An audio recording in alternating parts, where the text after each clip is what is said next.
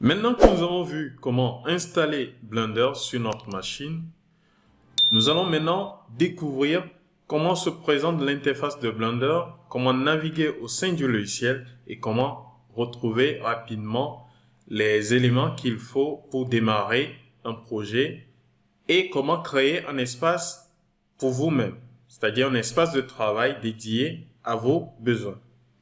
Alors ici, par défaut, vous avez cette vue très large qui est la vue la plus importante dans Blender. Je vais le dire comme ceci parce que c'est ici que vous allez passer le plus de temps possible pour créer vos objets, modéliser vos objets, animer vos objets, éclairer, exécuter le rendu et plein de choses. Et faire même des simulations. Alors, par défaut, dans cette vue, vous avez trois éléments. Vous avez ici une caméra, vous avez un cube qui est un objet et vous avez une lumière. Alors, c'est tout ce dont vous avez besoin dans la vie réelle également pour avoir une image. Alors, pour avoir une image, vous avez besoin d'une lumière. Si vous n'avez pas une lumière, si la scène n'est pas éclairée, vous allez avoir une image totalement noire. Donc, vous avez besoin d'une lumière. Ensuite, vous avez besoin de l'objet à capturer et vous avez besoin de la caméra. Donc, vous avez besoin de ces trois éléments pour pouvoir commencer à travailler dans le monde de la 3D. En plus de ces trois éléments, vous avez cette grille qui s'étend à l'infini et qui est subdivisée ici par cette ligne rouge qui représente l'axe X et cette ligne verte qui représente l'axe Y. Vous avez une autre ligne qui va vers le haut, mais qui n'est pas représentée ici, qui va compléter ces deux lignes afin d'avoir un espace 3D.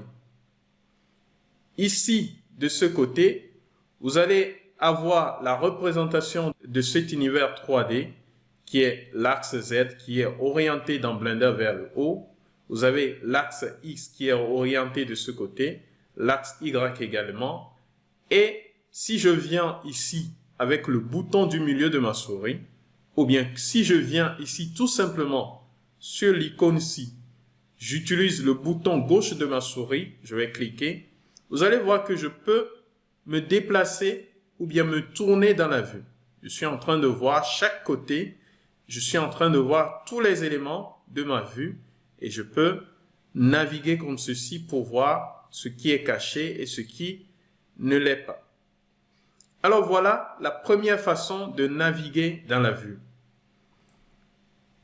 Si vous avez une souris à 3 boutons, ce que je vous conseille d'ailleurs, vous avez la possibilité d'utiliser le bouton du milieu de votre souris pour pouvoir naviguer dans la vue 3D. Alors, il suffit de faire un clic avec le bouton du milieu de votre souris et sans relâcher le bouton de la souris, vous allez commencer par tourner et vous voyez que je suis en train de faire la même chose, je suis en train de tourner autour des objets et je suis en train de découvrir des objets, je suis en train de naviguer au sein de la vue 3D. Maintenant, pour zoomer dans la vue, je vais accompagner la touche contrôle avec le bouton du milieu de ma souris et je vais pouvoir, les deux enfoncés, je vais pouvoir zoomer sur les objets dans la vue. Pour faire un panoramique, j'ai la possibilité de venir appuyer sur la touche Shift et bouton du milieu pour le faire. Je peux également venir ici, utiliser ces boutons pour venir zoomer. Je vais utiliser celui-ci pour faire un panoramique. Je vais utiliser celui-ci pour avoir une vue de la caméra. Et là, c'est uniquement lorsque vous avez une caméra dans la vue. Cela vous permet de voir ce que la caméra voit et ce que vous allez avoir au rendu. Je vais cliquer de nouveau et vous avez la vue orthographique. Alors, dans cette vue, il n'y a pas de perspective. Tout est droit. Cela vous permet également de faire certaines compositions ou bien de créer des illustrations que nous verrons un peu plus tard. Donc, je vais cliquer ici et voilà. Donc, je vous conseille d'utiliser les combinaisons.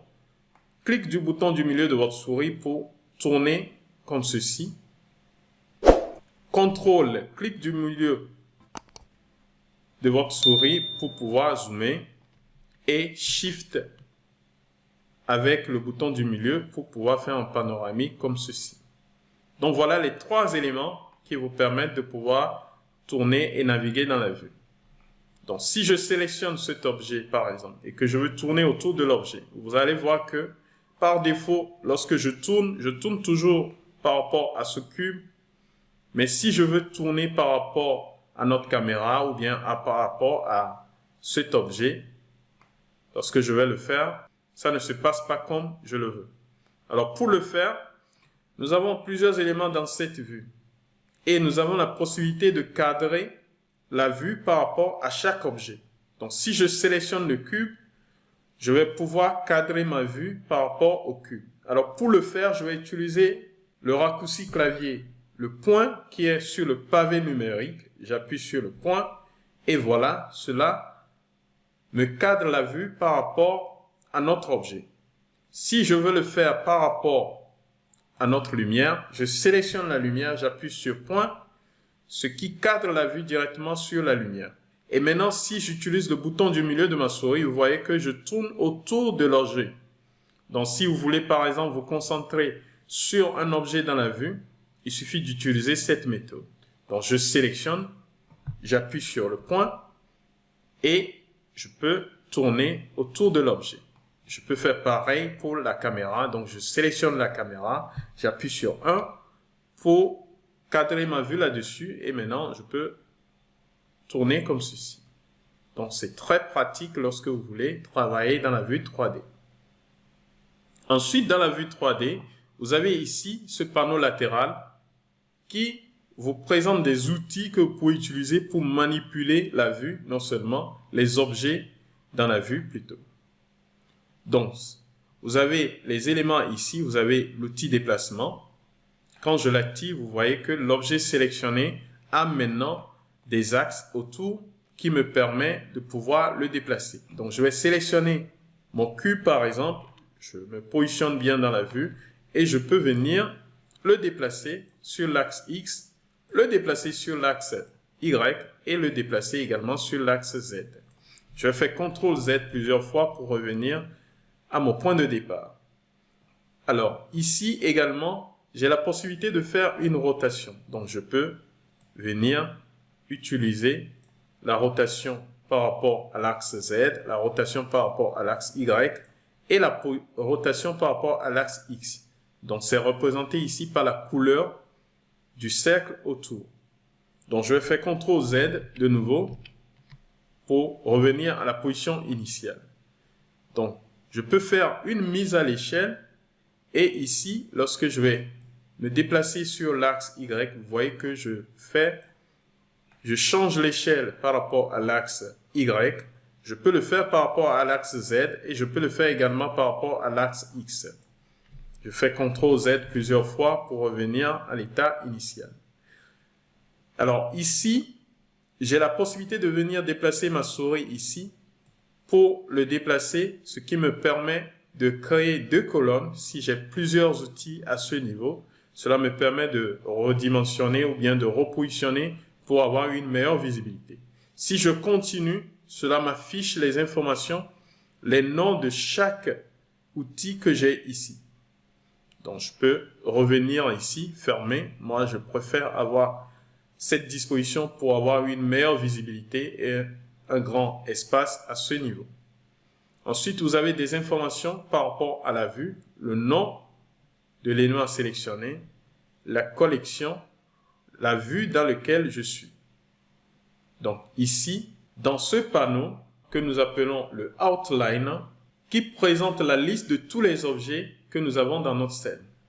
Alors si je viens sélectionner le Light, cela me sélectionne la lumière. Si je clique sur le cube, cela me sélectionne le cube. Et si je sélectionne la caméra, cela me sélectionne la caméra. Et vice versa, si je sélectionne un objet dans la vue 3D, automatiquement l'objet est sélectionné ici. Et je peux venir le faire pour la lumière. Donc je peux sélectionner les objets comme ceci. Et tous ces objets sont groupés par collection. Et ici, à côté, j'ai la possibilité de masquer un objet dans la vue. Voilà, je peux masquer le cube, je peux masquer notre caméra et je peux les masquer également au rendu. Donc, l'objet peut être visible ici, mais si j'effectue le rendu, c'est comme si l'objet est présent, mais au moment où j'appuie sur le bouton de la caméra, l'objet n'apparaît pas sur la photo. Très magique. Mais dans le monde de la 3D, c'est tellement possible. Donc, je peux venir masquer. Cela vous permet de contrôler la visibilité des objets dans la scène. Donc, je peux avoir un objet ici, mais au rendu, je ne veux pas que l'objet apparaisse, ou bien au rendu, je veux alléger la tâche à mon processeur pour l'instant parce que je veux tout simplement voir la représentation ou bien comment va apparaître tel ou tel objet au moment du rendu. Donc, les objets dont j'ai pas besoin, pour l'instant, je peux les supprimer en désactivant cette icône, tout simplement. Pour les collections, je peux venir masquer tous les objets de la collection d'un clic et voilà. Maintenant, une fois que l'objet est sélectionné, le panneau qui est en bas est le panneau propriété.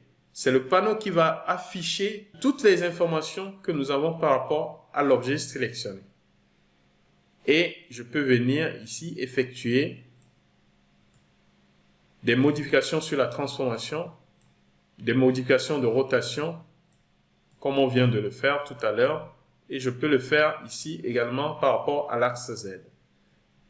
Également, si je veux, je peux faire une mise à l'échelle.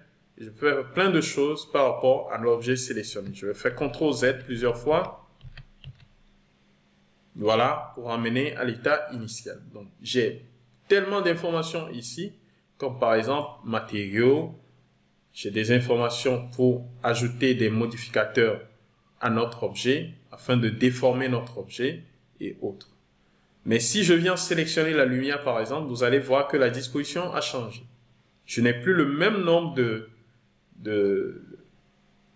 panneaux ou bien le même nombre d'onglets à ce niveau. Et j'ai des boutons qui apparaissent uniquement pour la lumière. Donc je peux venir sélectionner ici et modifier les informations de la lumière. Je peux sélectionner la caméra et vous voyez que la disposition a encore changé. Donc, ça change en fonction du type d'objet que je vais sélectionner. Donc, voilà un peu le tour de l'interface de Blender. Et juste en bas, ici, nous avons la timeline où nous allons pouvoir faire des animations. Donc, nous allons pouvoir naviguer dans l'animation ici et nous pouvons lire l'animation, arrêter, aller au début, dans le sens inverse et autres. Voilà, je vais arrêter et revenir au début. Donc, nous avons ici le panneau information qui est très utile également, qui vous montre des informations ou bien qui vous donne des conseils pour un outil sélectionné dans la vue. Donc, vous avez tous ces éléments et pour déplacer, pour faire la rotation et pour faire une mise à l'échelle, je vous conseille d'utiliser les raccourcis clavier qui vont vous sauver énormément la vie dans Blender. Au lieu de venir ici, sélectionner un objet et le déplacer sur l'axe X, l'axe Z et autres, je vais faire CTRL Z. Je peux sélectionner l'objet, je vais réduire cette fenêtre comme ceci, voilà, pour avoir plus d'espace. Et je vais utiliser des raccourcis clavier. Alors pour le déplacement, j'appuie sur G sur mon clavier et je peux déplacer mon objet comme ceci dans la vue. Alors, pour contrôler le déplacement, il y a plusieurs possibilités. Je peux, au moment où j'ai appuyé sur G, je suis en train de tourner comme ceci, je peux appuyer sur le bouton du milieu de ma souris et cela va me permettre, lorsque je me rapproche d'un axe, de pouvoir, voilà, me déplacer sur l'axe. Donc, je contrains le déplacement sur un seul axe. Donc, je vais faire un déplacement vers le haut comme ceci. Voilà. Et en relâchant, je peux me déplacer n'importe où. Et une fois que c'est fait, je clique dans la vue. Voilà, je viens de faire un déplacement. Je fais CTRL Z. J'ai une autre possibilité. J'appuie sur G pour le déplacement. Et maintenant, j'appuie sur Z par exemple. C'est l'axe Z. Et je contrains le déplacement sur Z. Pour annuler, j'appuie sur le bouton droit de ma souris. Et voilà, j'annule le déplacement. J'appuie sur Z et pour me déplacer sur X, j'appuie sur X. Voilà, très simple et je le fais très bien. Je fais un clic droit, j'annule. Et pour me déplacer sur l'axe Y, c'est simple également, G suivi de Y. Donc, ça me permet d'aller rapidement. Maintenant, je peux, si je veux, me déplacer de façon incrémentale. Donc, je peux appuyer sur G, je vais sur X, je me déplace sur X, et ici, je peux appuyer sur 1 par exemple. Et je clique OK. Donc, je viens de me déplacer d'une grille ici, et vous voyez que c'est très pratique. Je fais CTRL Z, on va reprendre G, maintenant sur l'axe Y par exemple, ou bien je reste sur l'axe X, et j'appuie sur 5. Voilà, je viens de me déplacer sur 1, 2, 3, 4 et 5. Comme vous pouvez le voir ici. Alors, le déplacement se fait par rapport à quoi? Parce que notre cube est là. Très costaud. Mais si vous regardez très bien, nous avons un point lumineux, un point orange ici au centre. C'est le point de pivot de chaque objet. Donc, si je sélectionne la caméra, vous allez voir que son point de pivot est ici et la lumière, son point de pivot est au centre et non sur la ligne. Donc, c'est par rapport au point de pivot que l'objet va se déplacer. Donc, si je dis 1, 2, 3, 4, 5, c'est à ce niveau que le point de pivot va se mettre. Donc, il faut avoir à l'esprit que c'est le point de pivot de l'objet qui est déplacé et qui déplace par la suite l'objet lui-même. Je vais faire CTRL Z et je vais appuyer sur point pour zoomer sur mon objet. Donc, je cadre la vue sur l'objet en question. Et maintenant, pour faire la rotation, je vais appuyer sur R. Et comme on l'a déjà fait pour comment l'appelle-t-on? Le déplacement, on va faire la même chose. Ici, je peux tourner dans n'importe quel sens par rapport à la vue. Je fais un clic droit, j'annule tout. J'appuie de nouveau sur R. Et maintenant, si je fais une rotation par rapport à l'axe Y, qu'est-ce que je fais? J'appuie sur Y. Et maintenant, je peux tourner. Et ici également, je peux dire tout simplement, je veux faire une rotation de 45 degrés. Donc, je tape 45 degrés sur mon clavier et j'appuie sur la touche Entrée. Et voilà, je viens de faire une rotation par rapport à l'axe Y de 45 degrés. Je vais faire CTRL Z et maintenant, je vais faire une autre rotation par rapport à l'axe Z. Donc, j'appuie sur... Alors, j'ai appuyé sur G, excusez-moi. On est en train de faire une rotation, donc j'appuie sur R. Maintenant, j'appuie sur Z. Et voilà, maintenant, je peux faire une rotation par rapport à l'axe Z. Ici, qu'est-ce que je vais faire? Je vais faire une rotation de 90 degrés. J'appuie, je tape 90 degrés, voilà. Et j'appuie sur Entrée. Alors, cela ne se voit pas très bien ici parce que c'est un cube et les côtés sont identiques, mais nous venons de faire une rotation de 90 degrés. Pour voir cela, je vais appuyer sur N. Alors, en appuyant sur N dans la vue, ça me permet d'ouvrir le panneau des propriétés. Donc, ici, j'ai la possibilité de voir ce que je viens de faire. Je viens de faire une rotation de 90 degrés par rapport à l'axe Z. Et c'est ce qui est bien marqué ici. Je peux mettre 0. Rien ne s'est passé parce que on a les côtés identiques. Alors, je vais mettre 45 degrés, j'appuie et voilà le résultat. Donc, en appuyant sur N, j'ouvre le panneau ici et je peux ouvrir, fermer le panneau en appuyant sur N. Alors, vous pouvez voir les raccourcis clavier juste à ce niveau. Et je peux faire la même chose pour la rotation. Donc, je peux venir ici, je mets 0, je viens ici sur X et je peux dire déplace-moi sur l'axe X de 2 mètres. Voilà. Et ça le fait très bien. Donc, pour utiliser tous ces éléments pour pouvoir le faire. Alors, maintenant que c'est fait, nous savons maintenant comment déplacer, comment faire une rotation. Nous allons voir comment faire une mise à l'échelle. Et c'est la même chose. Au lieu de venir cliquer ici pour l'utiliser, je vais cliquer sur sélection, ce qui fait disparaître tous les outils ici. Et maintenant, pour faire une mise à l'échelle, j'appuie tout simplement sur S et sans rien faire, je fais une mise à l'échelle uniforme sur tous les côtés. Je fais un clic droit pour annuler. J'appuie sur S et maintenant je vais faire une mise à l'échelle sur l'axe X. Donc j'appuie sur X et maintenant ça le fait très bien. Donc je peux cliquer pour annuler, pour valider et je peux faire CTRL Z.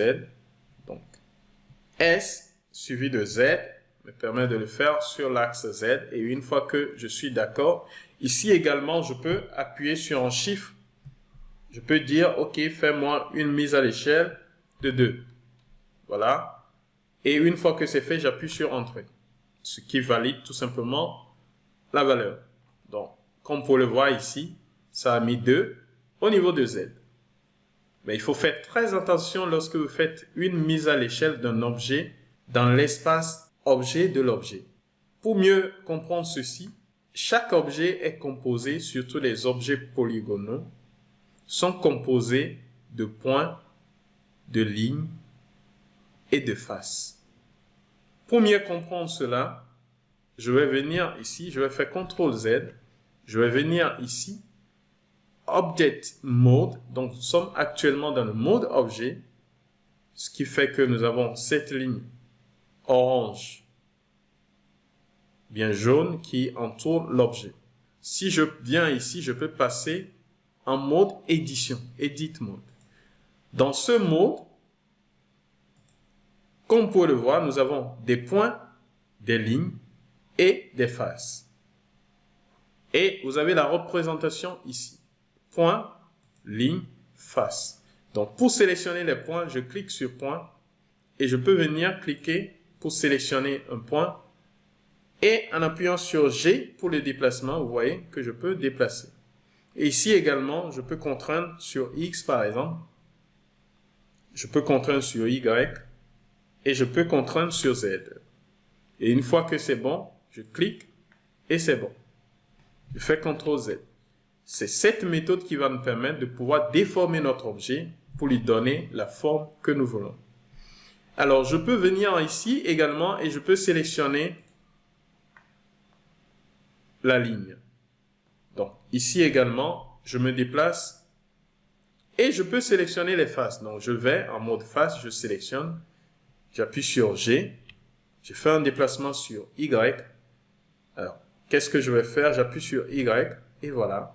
Une fois que c'est bon, je peux m'arrêter ici, je clique. Je fais CTRL Z. Ici également, j'appuie sur G, Y. Et si je veux faire un déplacement, j'appuie très bien sur Y. Et si je veux faire un déplacement contrôlé, je peux mettre 3 par exemple. Là, ça va dans l'autre sens. Je peux faire CTRL Z. J'annule d'abord en appuyant sur Échappe ou bien en appuyant sur le bouton droit de ma souris. Ici, j'appuie sur G. J'appuie sur Y pour le contraindre sur Y. Et j'appuie sur -3. Voilà, maintenant je vais dans ce sens. Vous voyez, c'est très pratique pour pouvoir travailler, modéliser et faire beaucoup de choses. Donc, je fais CTRL Z. Et pour sortir du mode édition, je peux revenir ici, sélectionner mode objet, ou bien je peux appuyer sur la touche tabulation. Donc, pour entrer en mode édition, j'appuie sur la touche tabulation. Et pour sortir du mode édition, j'appuie de nouveau sur la touche tabulation. Ce qui me permet de pouvoir aller et revenir pour faire des manipulations dont j'ai besoin. J'appuie sur N pour fermer ce panneau. Et voilà, nous avons fait le tour de l'interface de Blender. Et avant de terminer, je vais venir tout simplement ici vous montrer les menus que nous avons ici en haut. Alors, le menu File va me permettre de créer un nouveau projet, comme on l'avait vu au niveau de l'interface de démarrage, d'ouvrir un projet, d'ouvrir les projets récents, de faire une récupération par rapport à Autosave. Autosave, c'est un paramètre qui est défini dans les préférences et qui te permet de sauvegarder ta scène à un intervalle de temps donné. la session, c'est si vous perdez votre session actuelle et que vous voulez récupérer la dernière session, vous pouvez le faire.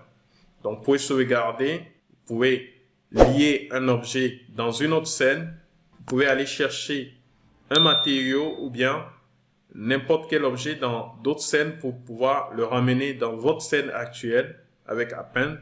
Donc, vous avez plusieurs possibilités à ce niveau, importer, exporter des objets et autres. Dans le menu édition, vous avez la possibilité d'annuler, CTRL Z, ou de faire un redo, donc de rétablir ce que vous avez perdu. Et vous avez d'autres possibilités. L'historique de tout ce que j'ai fait se situe à ce niveau. Vous voyez que nous avons le déplacement, les rotations qu'on a effectuées et autres. On peut retrouver tous ces états-là à ce niveau. Donc, Adjust Last Operation. Donc, il y a plusieurs possibilités de répéter ce que vous avez déjà fait. Ici, c'est très intéressant lorsque je fais, par exemple, je fais G et puis je fais Y et je me déplace sur 1. D'accord? Je valide. Donc, je viens de faire un déplacement de 1 vers ce côté. Alors, si je reviens ici, Edit, repeat là, c'est Shift R. Je vous conseille de toujours avoir les raccourcis. Au début, ça va être compliqué, mais avec le temps, vous allez maîtriser. Donc, je fais Shift R et vous voyez, ça me répète la même opération. Donc, je suis en train d'aller de façon incrémentale. Donc, je fais quelque chose comme ceci. Donc, c'est très pratique. Dans beaucoup de situations, ça va vous sauver la vie. Donc, ça, c'est le menu édition. Donc, le menu search, si vous voulez rechercher une fonctionnalité rapidement, vous pouvez taper la fonctionnalité ici et c'est plus rapide. Donc, vous avez d'autres éléments ici. Ensuite, vous avez le menu Render, qui est le menu qui vous permet d'effectuer le rendu. Donc, quand vous avez la lumière, vous avez la caméra, vous pouvez effectuer un rendu. Comme ce que nous avons ici, je peux passer en mode caméra. Donc, je peux cliquer ici, je passe en mode caméra. Ou je peux appuyer sur la touche 0, qui est le raccourci clavier pour le faire rapidement. Donc, je sors avec la touche 0 du pavé numérique. Je sors, je reviens. Donc, je veux effectuer un rendu. Donc, je viens ici, tout simplement, j'effectue le rendu. Render Image. Vous allez voir, automatiquement, j'ai le rendu. Vous avez la lumière, vous avez les ombres et vous avez votre rendu. Donc, je peux fermer cette fenêtre rapidement. Et si je viens ici, je peux faire un rendu d'une animation. Je peux également faire un rendu de l'audio. C'est-à-dire, j'ai une animation, j'ai intégré de l'audio avec l'animation et tout. Je peux faire un rendu audio. View Render, donc je peux retourner sur la vue rendu. Très pratique. Donc, vous avez toutes ces informations ici. Vous pouvez voir l'animation et autres. Ensuite, nous avons le menu Windows.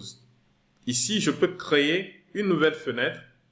Voilà, c'est juste une nouvelle fenêtre ici qui est là. Donc, dans cette fenêtre, j'ai la vue 3D. Je peux masquer tout simplement. Et j'ai d'autres possibilités.